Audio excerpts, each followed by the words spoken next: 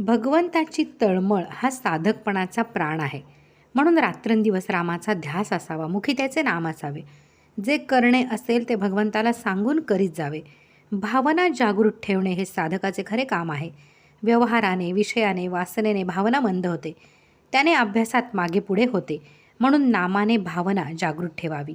डोळे व कान उघडे ठेवून बंद असावेत. साधकाने संधी साधून नाम घ्यावे.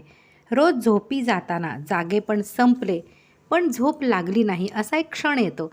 तेथे नाम घ्यावे. ते नाम मग झोपेत अखंड चालते. नाम अंतःकरणात स्थिर होईपर्यंत नेटाने अभ्यास करावा. एकदा स्थिर झाले म्हणजे सुखाचे व दुःखाचे प्रसंग आले असता देह मागे पुढे होतो, पण आतमध्ये नाम अखंड चालते. त्याने समाधान टिकते. माणसाच्या बोलण्यावरून व खाण्यावरून त्याची देहबुद्धी कळून येते. साधकाने अधिक बोलू नये.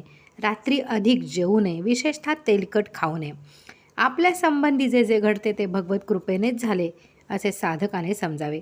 रोज थोडेच वाचावे पण त्याचे मनन करावे. नामाने भगवंताच्या अस्तित्वाची जाणीव वाढीस लागते. त्याचबरोबर मनाची शक्ती वाढते. साधकाने ते सांभाळावे. त्याचा उपयोग व्यवहारात करू नये.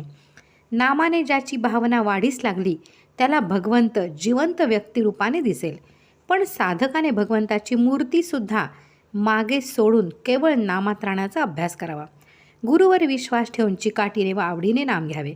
आपल्याकडून होईल तेवढे नाम घ्यावे. न होईल त्याचा राम कैवारी आहे. सत्वगुणाच्याही पलीकडे जावे लागते.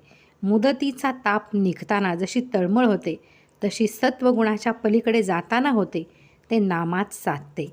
बालक वासनेत असून वासना त्याच्यात नसते, तसे साधकाने असून नसावे.